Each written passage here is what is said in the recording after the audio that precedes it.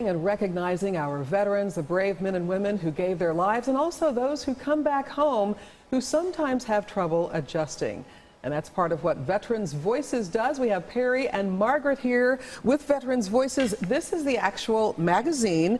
Tell me a little bit about it. Margaret, let's just start with you and tell me about the magazine and what project you guys have going with the veterans. Well, the magazine was founded in 1946, right after World War II, to help returning veterans from that conflict adjust back to life and to help get them through the hospital stay, both physical and emotional.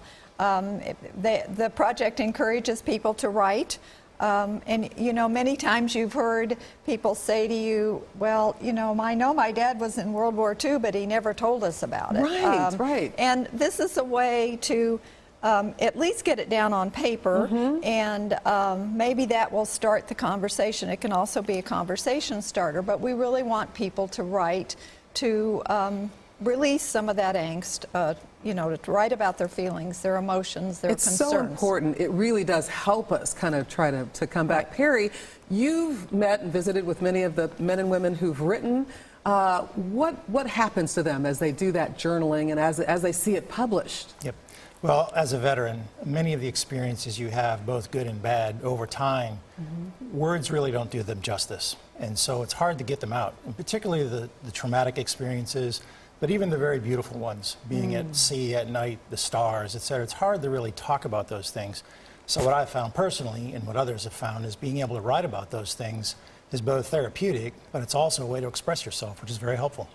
And you've actually written some yourself, is that right? I have, on occasion. Wow, that's great. Margaret, you have a selection that you wanted to read to us. Well, right. The project encourages people to write, and then we make a way, have a showcase for them to put their writing within.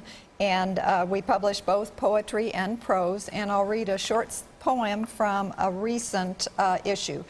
Veterans write about God, country, family, nature, and they write about how to write, and this is along those lines. 40 Million Poets Ago by Clint Jarrett, and Clint happens to be from the Kansas City VAMC, Veterans Administration Hospital. 40 million poets ago, we swam in the primordial ooze of poet wannabes hoping to evolve. 20 million poets later, we crawled onto dry land. 10 million more, we stood on our hind legs, and eventually we walked upright.